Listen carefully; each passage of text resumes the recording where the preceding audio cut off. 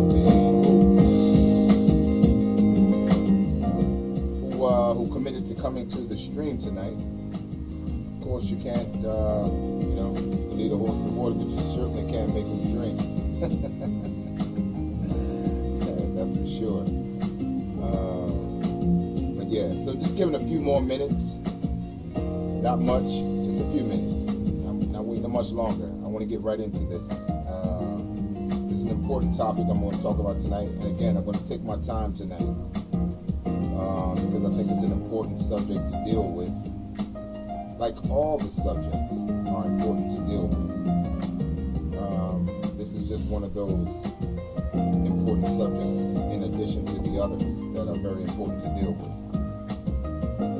I thank all of you that got onto the stream tonight, those that get on tonight, and those that end up getting the stream later, after the stream is completed. I appreciate you. You always hear me say that because I really do appreciate you. Even if I don't know who you are when you get on the stream, Facebook lets me know who got on the stream, so I appreciate you. I do. And again, these talking points are meant for good, and they're meant for you to take them as you see fit to benefit you personally. That's what these talking streams are for.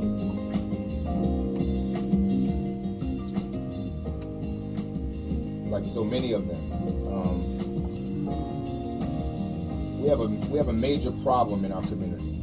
A major problem in our community. A problem that no one cares about. That's what makes it even sadder. And if we don't care about it, then who's going to care about it? If we don't have individuals like myself and others, male or female, that are willing to put themselves on the front line and speak as it relates to these issues and problems that affect our community, and more importantly, what affects us as a family and as relationships are concerned, then who's going to do it? Who do we expect to do it? Who? Well, you know what? We're going to get right into it. We're going to get right into it. We're going to get right into it. Who do we expect to do it? Do we expect government to change the conditions that's affecting us in our community as it relates to family and marriage? Is that who we expect to do the work that we refuse to do? Is that what we expect? Do we expect a next door neighbor, a relative, a co-worker, someone across the street from us? Who do we really expect to do the work if it's not us as an individual to do the work, to make the necessary changes and to make the necessary modifications in our behavior and how we act one to the other as it relates to relationships? Who exactly do we expect to change what we see right in front of our own eyes with our children and their dysfunction? What do we expect? Who do we expect, I should say, to address the issues that affect us in our communities as it relates to single parenting? Who do we expect to address the issue as it relates to 1 in 4 of our women, black women in particular, marrying in a lifetime, which means that 3 will be left to die alone? Who do we expect to address us in the issues that affect us exclusively, more than any other nationality? Who do we expect to address these issues if it's not us? Who do we expect to address these issues? What are we waiting for? Some abracadabra, some magical trick? What are we waiting for? Who do we expect to address the issues that only we can address and that only we can change in terms of the dynamics, the direction, the trajectory of where our community is going? Who do we expect to change it if we don't address the issues and then begin doing the work necessary to make those effective quality changes in our community. Who do we expect to do it if it's not us? I think we've waited way too long for someone else to do for us what we have always had the power and the ability to do for ourselves. And I'll tell you this, when it comes to relationships, we have been duped on that level as far as information. Oh, we've been told how to make money, of course. We've been told how to level up financially. Hell yeah, we've been told that. We've been told how to get the great job and what schools to go to and what degrees to get. We've been told that. We've been told how to make ourselves independent. And I'm speaking more importantly and focused at talking to ladies. You have been told all of the things I just mentioned. You have been told these things and you have not gotten good results. In fact, today you're still not getting good results even with all the success that you've achieved. You're not getting good results. You're still unhappy in a first world country. A first world country. You're expressing problems that a third world country would have more justification in expressing. You're in a first world country and you're expressing problems that a third world country has justification in expressing. So who do you expect to address the issues that affect us most in our community? Who do you expect? Who are you waiting on to do it? Let's talk about it. You're seeing the talking points tonight. We do not have a culture of family any longer.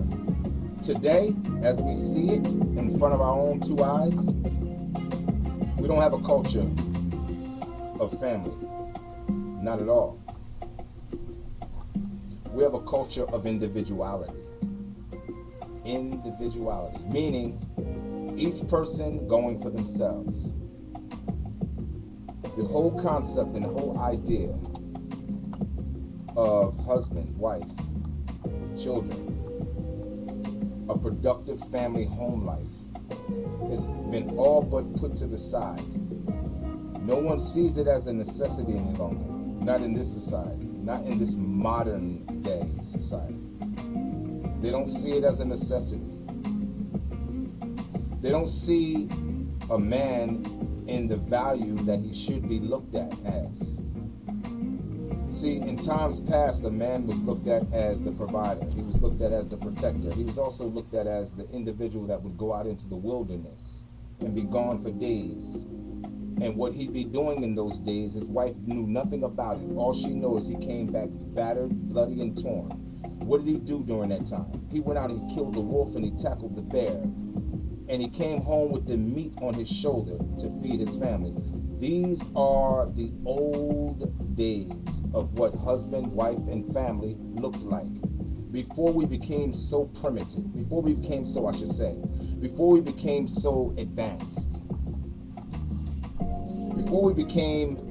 so bougie in how we do things today. Now a man is not even looked at as important.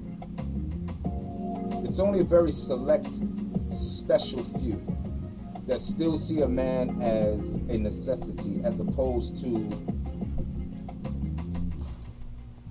a bank, or as opposed to someone who can bring money home to me,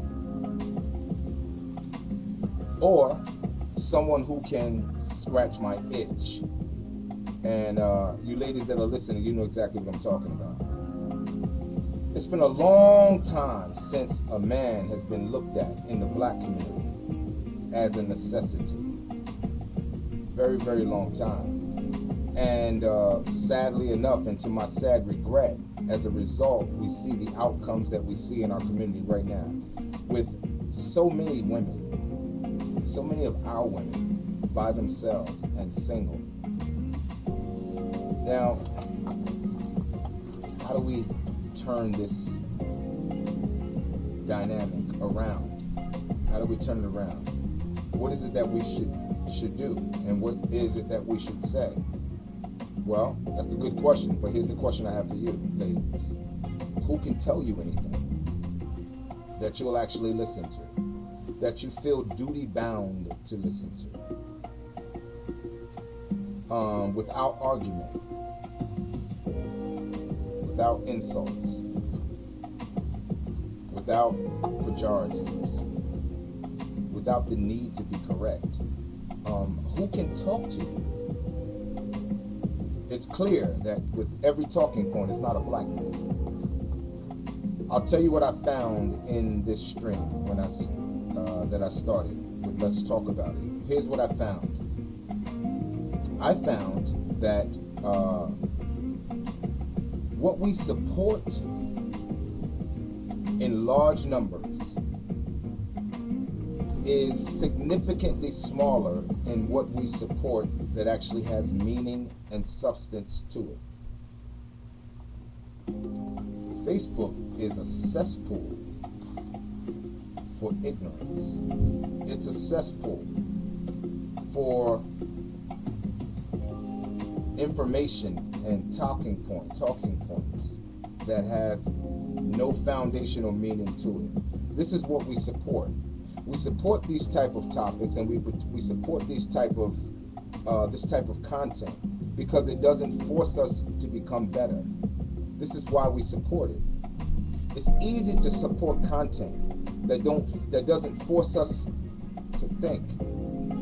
It's easy to support content that doesn't force us, or at least encourage us to do work. If it requires us to do nothing, and if it requires us not to think, we support that kind of content. But I want to ask you a question. What is the end result when you refuse the concept of work? What is the outcome if you refuse the concept to think? What is the outcome? Has it gotten you better results? Or has it gotten you results that you're still angry about even to this very day? One thing I can tell you about information. Information is this. It follows a law. And the law of information says this. You can't unknow what you know. The brain, once it receives information, can no longer eject that same information once it hears it. And when I came to understand that concept and that law, here's what I understood. I understood that any idea, no matter what it is, if it's positive, why you don't get the support you're supposed to get, that you should get, with what should be supported in a large way, if it's positive, right? You would think that positive information would be accepted. Some of you go to church. You've gone to church and heard sermons that you didn't like. Why? Because it touched areas of your own personal life. And you were wondering, was the pastor in my house? How did he know that? How did he know that? Did it stop you from going to the church? In most cases, it did not. You may not have joined, but it didn't stop you from going. So I'm finding out that it's not that you don't want to know, it's just that you want to know on your own terms. Meaning, if the information scratches the surface of anything that you're currently doing, and that scratch goes against the surface of what you're already doing, you reject it. Nah, I don't want to hear that. Nah, I don't want to deal with it. What you find out later is that the same circumstance that you reject in terms of a talking point that could address the circumstance and give you an exit to get better outcomes as it relates to the circumstance. The one you reject is the one you end up repeating over and over and over again.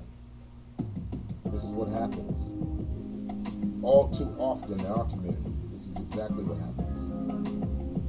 This is exactly what happens. How do we turn those dynamics around? That's a very good question. Do we continue going in the same path or the same direction that we've been going all along up to this point? Do we still stay stuck in our ways to where we don't want to hear a talking point? Have we decided that what we don't like, the solution to that is to insult, to become angry, and to become sarcastic, or to put forth what I always call this sign language? And I'm not talking about this kind of sign language. I'm talking about the sign language that we know and understand to be shaming tactics against the person that you're listening to who you don't like what they're saying. Shaming tactics, insults, guilt, or the need to be right.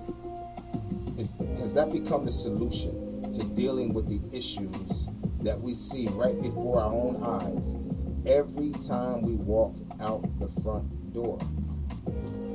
Not just out the front door, ladies, but in your own family. You. Forget your own family. You. Is that the solution that we've come to? Is that the solution that we have decided is the actual right solution to take?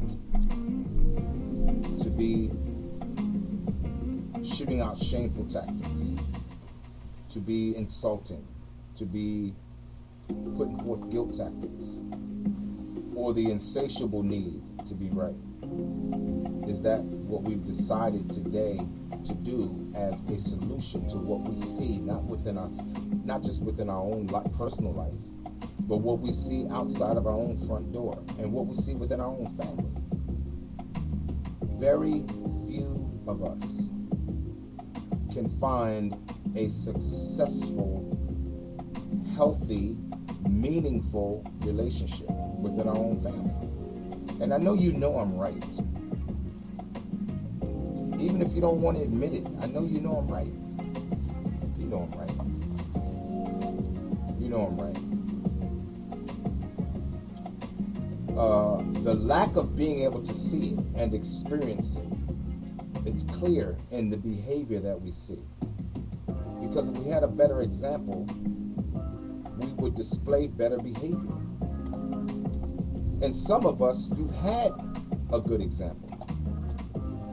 And you know why your behavior is as it is today? It's because you rejected good counsel. Like many of you that watch my stream are rejecting this counsel. You had good counsel, and you rejected good counsel. That good counsel could have changed the direction that your life has taken up to this point. I'm talking about those of you that had good counsel. You know who you are. You also know who you are as it relates to those that rejected good counsel. Like I said, those that you reject this counsel from these talking points. Forget if you know who I am. Forget if you know my name. Forget all of that. That matters not. My talking points are bigger than me. They're way bigger than me. What I talk about is bigger than me. It reflects the entire black community in all 50 plus states. I have not visited 50 plus states. That's how I know it's bigger than me. But what is it that you will listen to? Well, like I said, the talking point is we do not have a culture of family any longer. It's not only dying, but it's almost dead. It's almost dead. We have a culture of individuality. Do you know what individuality does to a community? It breaks up and it fragments the community to where the community can no longer stand solid as a community. And you know, here's the really saddest part about it all. Because accountability has been put in a place that is not as important, that you don't need to take accountability for bad behavior, bad conversation. Accountability is like, you've heard me say in previous streams, it's like acid reflux. It's like kryptonite. It really is. To tell a person to take accountability for what they do wrong, you'll make an enemy just like that. They may have acted as if they were your friend Monday, Tuesday, and Wednesday. The day you tell them to take accountability for what they did wrong, you'll lose their friendship that day. You'll notice that your phone will stop ringing. If you don't believe me, try it. You don't got to believe me, just try it. Try it. You'll lose their friendship. You'll lose their phone calls. Your phone will stop ringing. Oh yeah, your phone will stop ringing. You won't get any more text messages. You might even get unfriended. In today's technology, you might get unfriended on Facebook. You might get blocked also on Facebook. And not just Facebook, every other social media platform where you are connected to that individual. To tell a person to take accountability for what they did wrong, and more in particular, ladies, you will walk away from your family member that calls you to the carpet of accountability. You'll walk away. You'll walk away. You don't want to hear it. Why? Again, it goes back to what I said recently. Who can tell you anything? Who? I want to know who he is, because if there is someone that can tell you, I want to talk to him too. I want to talk to him. Because I know for certain who you won't listen to, and that's a black man that has anything to say to you about anything. You won't listen. Some of you have jumped on this stream and jumped off just as fast as you jumped on. You reflect the conversation and the talking point that I have right now. You're not hurting me by doing that, because what I'm talking about comes from a good place. What you do comes from a bad place, and how you behave comes from a bad place as well. You not wanting to hear a talking point comes from a bad place. It doesn't come from a good place. Anytime you don't want to hear what the men that you say you want, you are coming from a very bad place. That is reflective of what we see in our community. I'm going to give you some stats, some data and statistics. That way you don't scuttle off and say, you know what, that was his opinion. I'm going to help you out with that. African Americans are the least married of any major racial ethnic group in America. And according to the Census Bureau of 2019, that's just a couple of years ago, 30% of African Americans were married compared to 43% of Hispanics. Now, those of you who are mathematicians and you know how to do math, follow me. Follow me. If you don't think we have a problem, follow me. 52% of whites, 58% of Asians, Also, 50% of African Americans have never been married, compared to whites. Both black, white Americans have similar divorce statistics, with 12% of each population currently divorced, which is higher than Hispanics, who are at 9%, Asians, who are at 5%. Both black and Hispanics have the highest percent separated at 3%, compared to 1%. Did you hear what I just said? Compared to 1% of whites and Asians.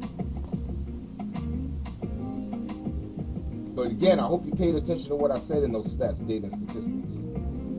Even Hispanics have a higher rate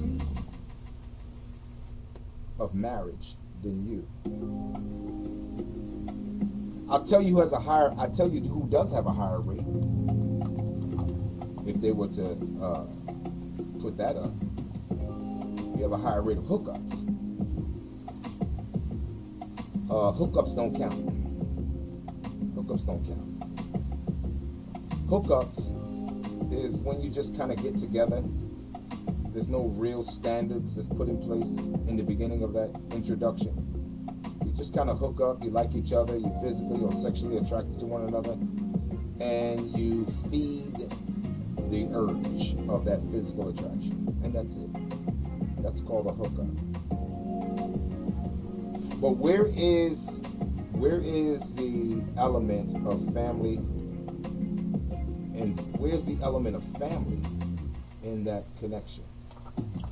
In most cases, it doesn't exist. In most cases, it does not exist. It doesn't exist. You want better outcomes, as we all do. I'll tell you something, ladies. We want better outcomes with you. We do. We want better outcomes with you. 51%. In fact, I should go higher. Maybe that's 54%. My correction. 54% of black men are single and childless. Some of you didn't even know that. 80% of all children are born in the black community out of wedlock. And of that 80%, 20% father these children. I mean, for you mathematicians, don't you see that that's a problem? That's a major problem. It's not a small problem, that's a big problem. It's a big problem. That's a huge problem that we need to take more seriously than we are taking it today. Because today, again, we have a culture not of family, nor do we have a culture of marriage, but we have a culture of individuality. Many of you have been told, like you've heard me say on previous streams, that go to school, girl, go to school and get a good education. Set yourself up professionally, financially, to where you don't need a man. And in most cases, it was told to you by a single mother who also failed in relationships. How can that advice benefit you for the long term in a positive way? How? How can it do that? It wasn't, that kind of information was not set up to give you a positive outcome. And your outcomes have been less than positive. That's why many of you have made so many drastic decisions to do whatever it takes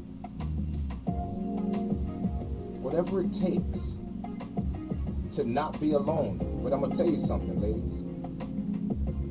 At the end of the day,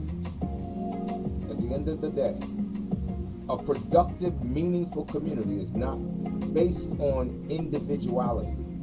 It's not based on you being alone. No, it's not. It's based on you having family.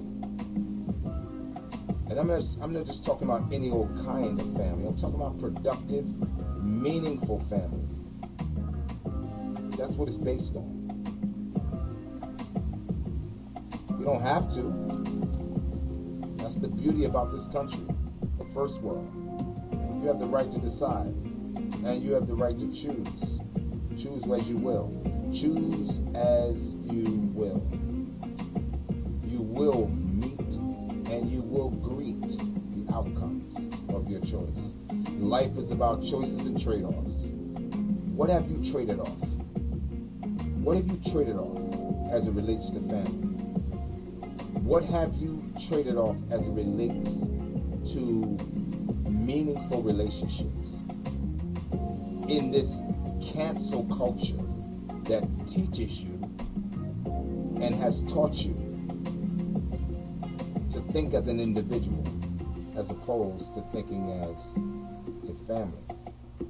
What has it gotten you? It hasn't gotten you anything. You know that from your own personal family. You know that from the friends that you have right now.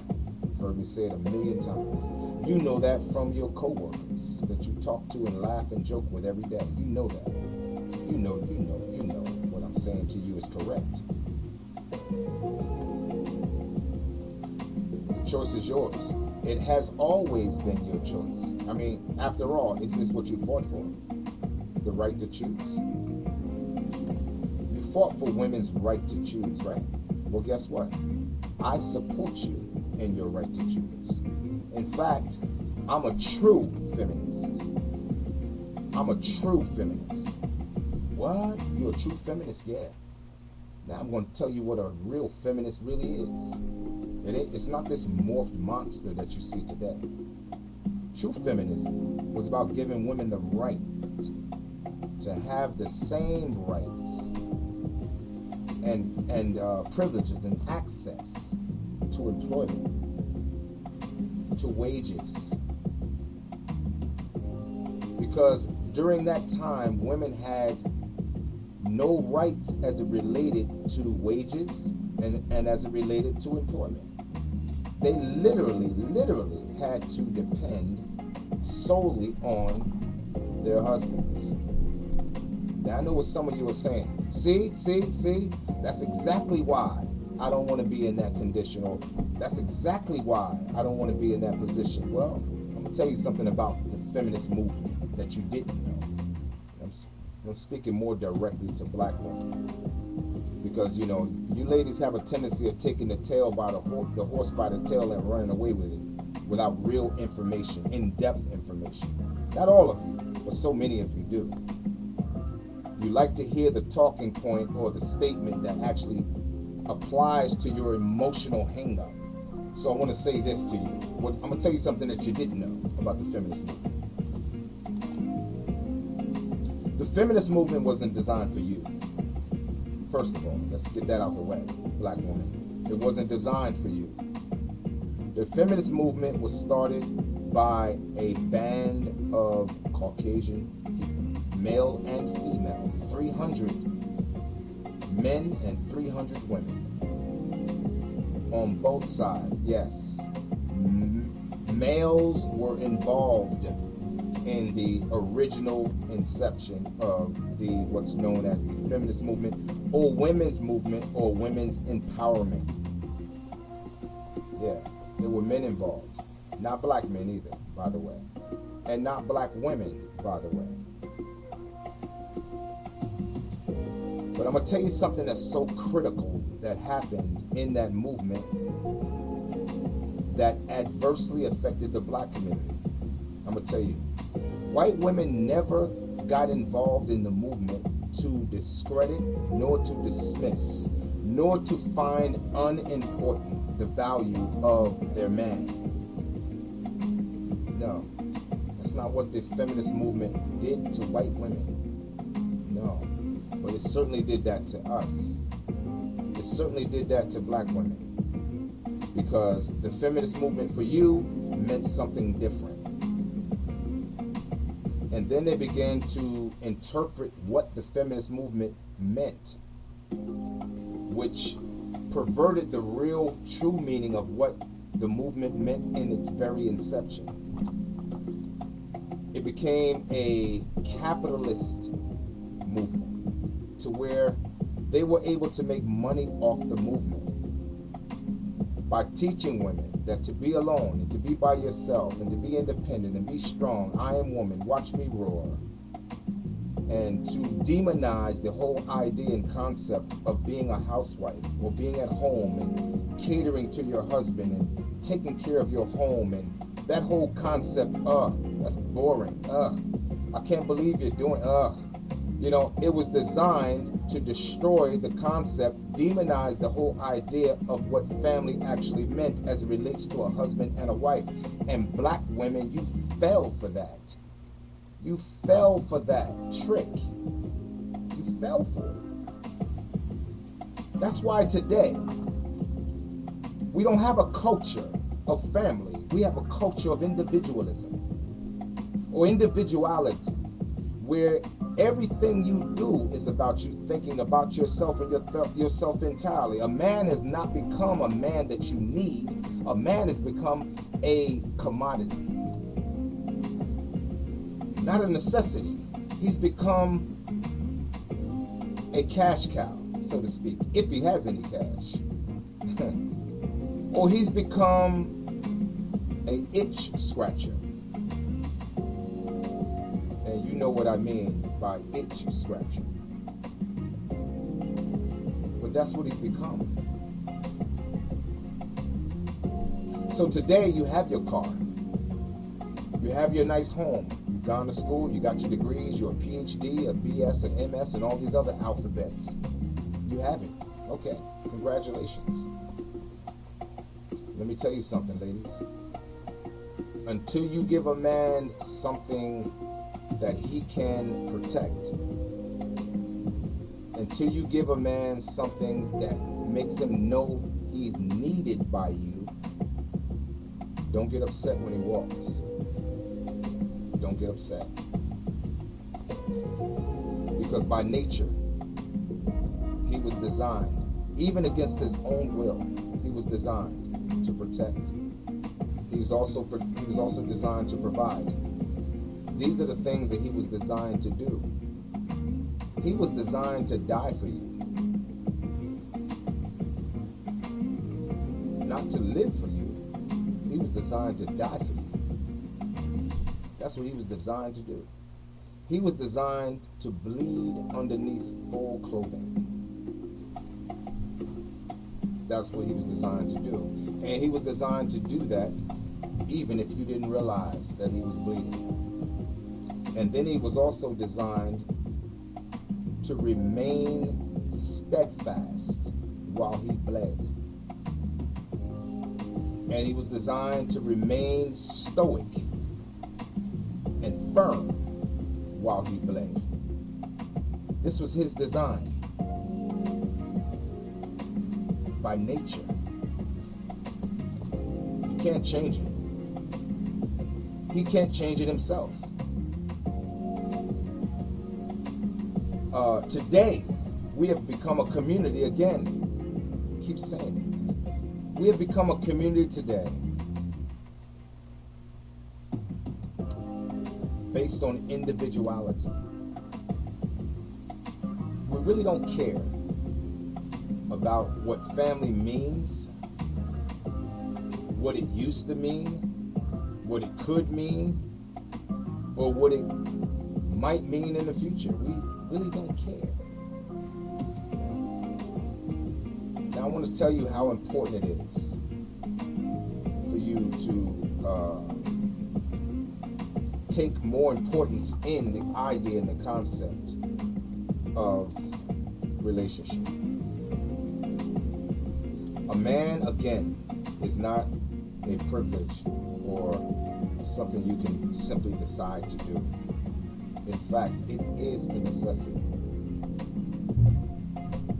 Because, like you've heard me say in other streams, that loud noise at the bottom, at the bottom of the steps,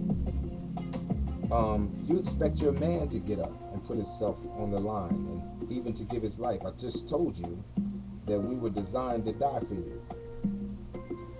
that is a fact. So in a situation like that, you expect your man to go down the steps, right? To address the sound that he heard downstairs at the bottom of the steps. He's gonna, more than likely, if he's a man, he's gonna tell you, baby, stay in the room, close the door, lock the door. Why is he telling you to lock the door? He's telling you to lock the bedroom door in case he's overcome by the intruder, and that's his last ditch effort to protect you. That's why he told you to lock the door. He knows that the intruder could kick the door in. But why did he tell you to lock it? Because that's all he has left. If he's the front line and he's overtaken by the intruder, he knows that's the last ditch effort. It gives you just that much window of opportunity to call what? 911. And in your 911 call, ladies, who do you expect to show up? You expect a police officer to show up, right? Or police officers to show up. But who do you expect to show up? Who do you expect to show up? Not just a police officer, but who do you expect to show up? You expect a man to show up in a police uniform. That's what you expect. I know what you're saying. Some of y'all popping your neck. Not necessarily. There's female police officers. Yeah, I know. That's why every time you call the police and a female officer shows up, she shows up with an army of male officers. Because there's a dynamic between men and women. We are not the same. I told you in previous streams, a man's strength is 7 times yours. That's why men built the societies that you live in. Not just here in the United States, but all over the world. Every infrastructure that you see was built at the hands of a man. Every gold, every minefield, every oil field that produces the mineral resources that fuels your house or that gives you gasoline. These minefields and these grounds and these resources were extracted at the hands of men, many of whom died in the process of trying to do it. Every bridge, every tunnel that you see, every skyscraper, every road that was ever built anywhere in the world. The world that we live in, ladies, was built at the hands of men. Why is it that we have this culture today where family in and of itself is not important, but yet individuality is? Why is that? Has a first world country made it so comfortable for you ladies that men are no longer important? They're expendable. They're an expendable resource. They're a resource that you don't need. Really? Really? Is that the conclusion we've come to today in 2022? Sad. Because what I said earlier in the stream, I said 1 in 4 will marry in a lifetime, which means 3 of you will die by yourself.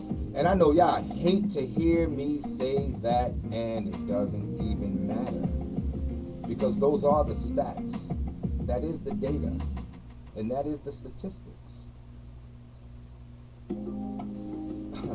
Let me show you. I'm gonna make it real for you right now. I'm gonna make it even more real for you right now. If you saved, say you're 25 years old. Say you're, for you young ladies that hear this stream, say you're 25 years old right now, right? And say you save $300,000 by the time you're 65. Let's just use that number. Just hold that number in your head for a second. Between 65 and 85, that's 20 years, right? That's 20 years. If it takes 1.9 to $2 million in disposable income as a single woman just to survive effectively from 65 to 85, if that's true, and you've saved $300,000, say with that $300,000, you save $200 a month, right? Over, say, a 40-year period. Say you did that. At 65, ladies, you would still suffer. And this is with a 3% increase annually. Many of us have jobs. We don't even get a 3% increase annually. We know that. Most of us don't get a 3% cost of living increase annually, and we know that to be fact. But just be hypothetical. Let's just be hypothetical right now. Let's say you do get a 3% increase, and you've saved $200 a month for 40 years. At 65, based on the stats, data, and statistics, you would still suffer a $750,000 shortfall.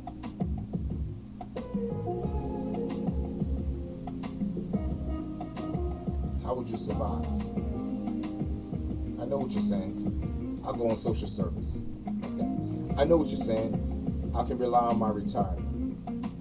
I know all the things you're saying. How much confidence are you putting in that? When you've decided today in this culture that family is not important and individuality is, and that I am woman, watch me roar, I don't need no man. Okay, all right, fine. How much faith do you put in that? Are you putting a lot of faith in that? Because the stats, data, statistics prove you wrong. It proves you wrong. 72% of all black women in this country are either working full-time or part-time. 72%. 85% of all black women make between $31,000 to $32,500, means $31,500 a year, annually. How much faith are you putting in that? When the average woman who's by herself can't even save $200 a month, and you're single by yourself, still claiming in that condition that you don't need no man. How much faith are you putting in that, ladies? How much faith are you putting in that? You think Social Security is going to be there for you? You do? They're robbing the Social Security bank right now as we speak. Social Security is not going to be there. But the men you walk past every day, they will be. Social Security, they won't be there. But the men, again, that you walk by every day, they will be. So how much faith are you really putting in that system? This culture that we find ourselves in today, this modern bougie culture that we find ourselves in today, speaks more to individuality than it does family. And you know I'm right. You know I'm right. You may not like me saying it, but you still know that I'm right. You still know I'm right.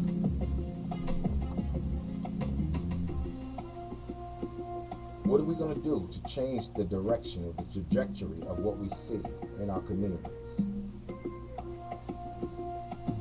What are we going to do to change it?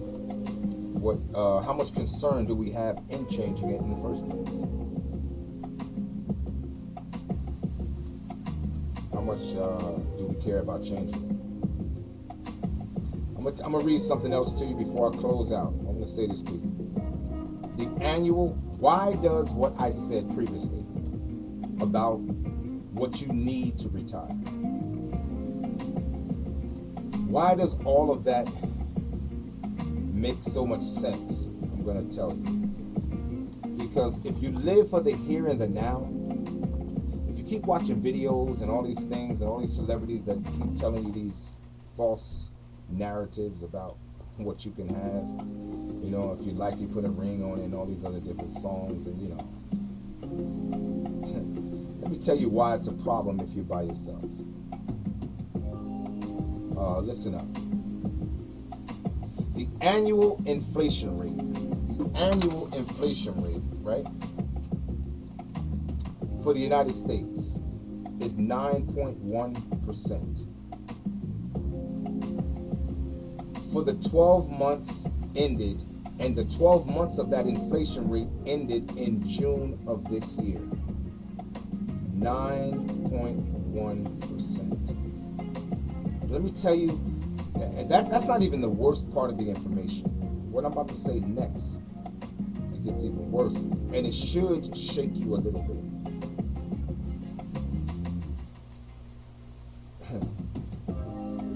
That's the largest annual increase, ladies, since November of 1981. And after rising 8.6%. Do you know how old I was in 1981? I can remember. I think I was 13. I think I was 13 years old in 1981. They're saying as of June of 2022, the annual inflation rate for the United States was 9.1%. And they said that's the largest increase in inflation since 1981. Are you still trying to hold on to the idea that I am woman, watch me roar, and you don't need no man, when you can look out right outside your front door and see that our community is dead, dying, dust? There's no such thing as a culture of family in our community. You can barely see it.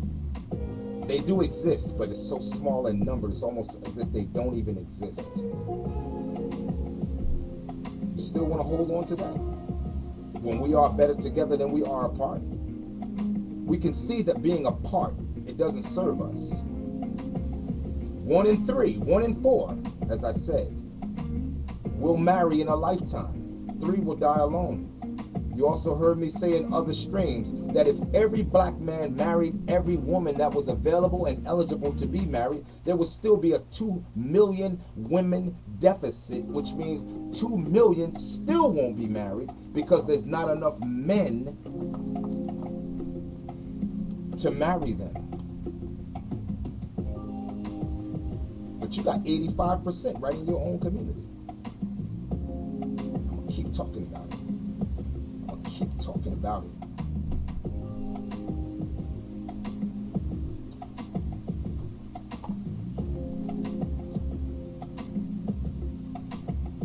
You have 85% chance, ladies, of not being by yourself.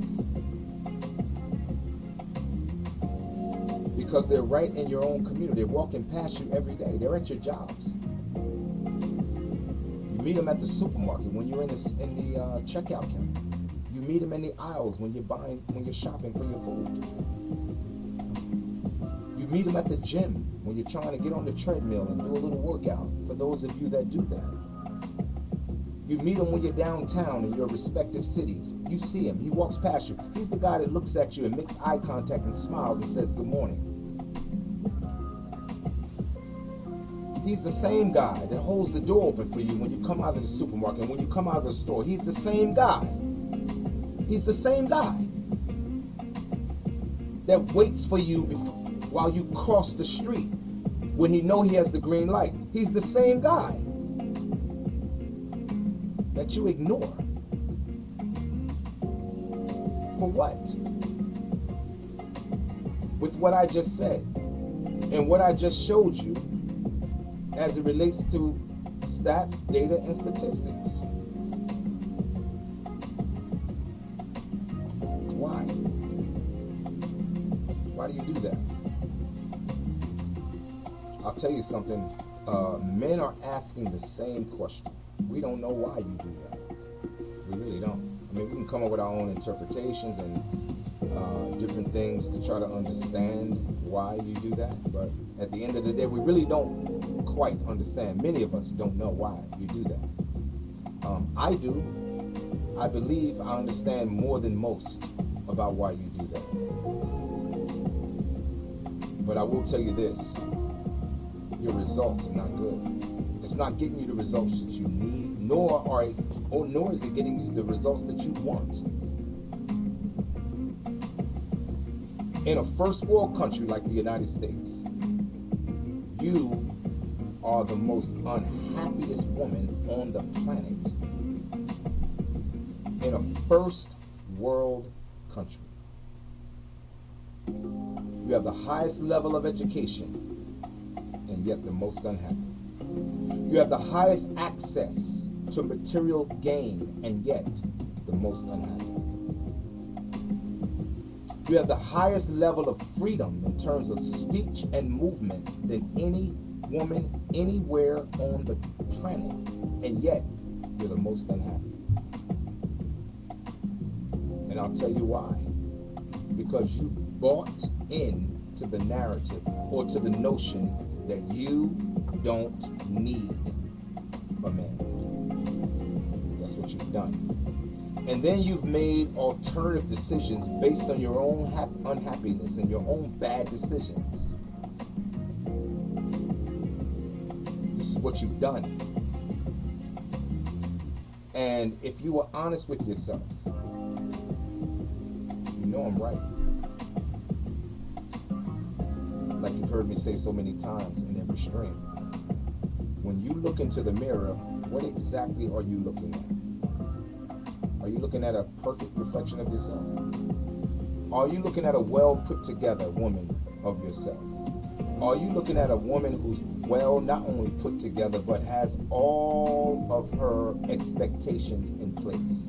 Are you looking at that woman, or are you looking at a mirror that appears to be a regular mirror, and yet it's a reflection of you and all your broken places in your life, all the broken pieces? Is it a shattered mirror?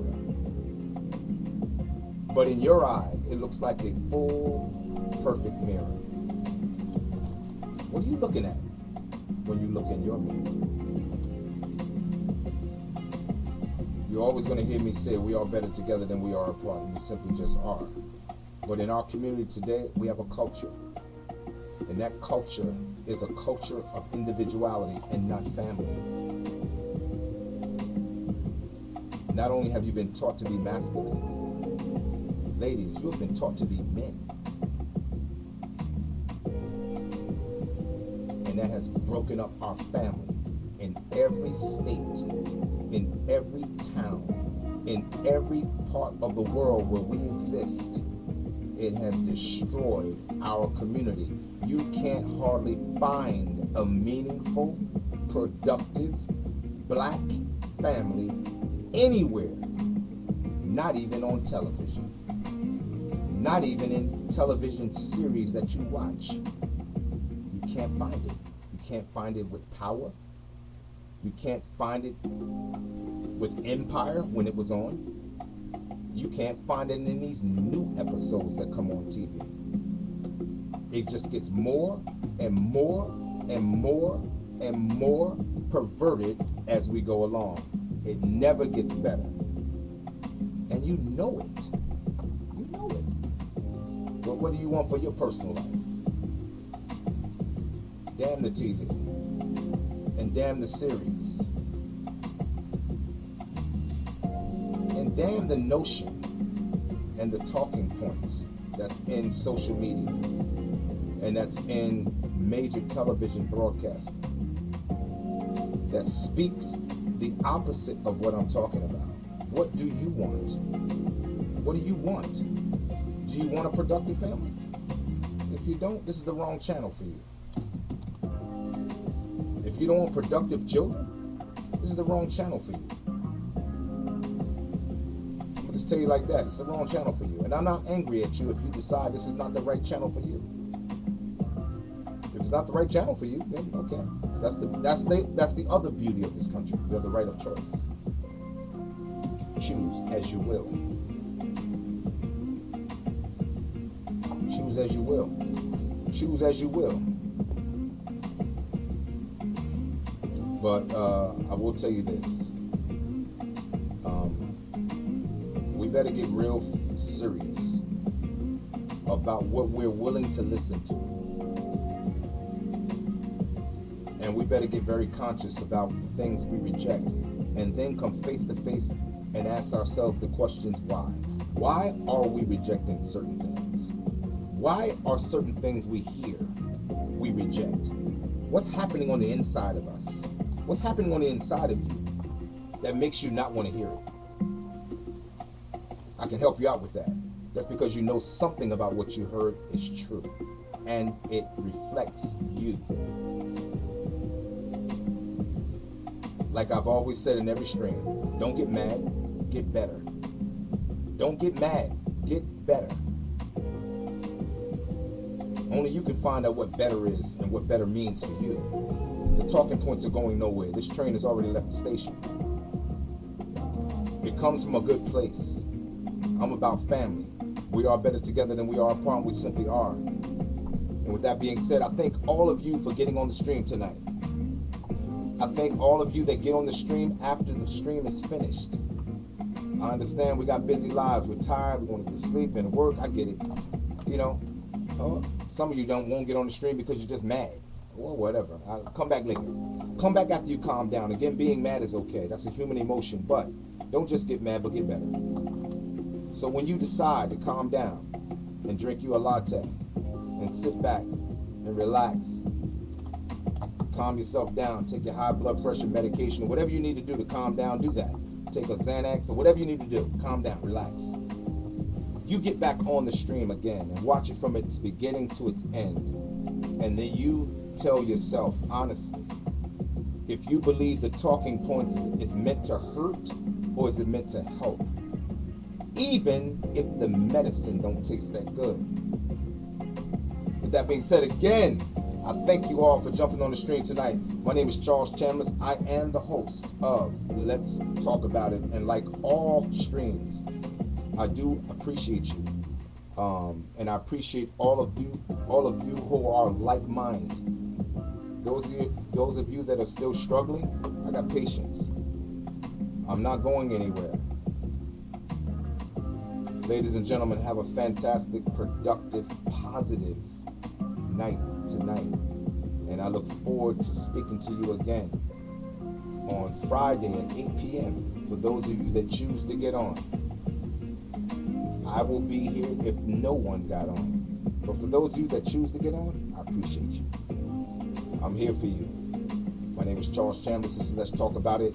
I am your host. And with that being said, we are out. Have a good night, folks.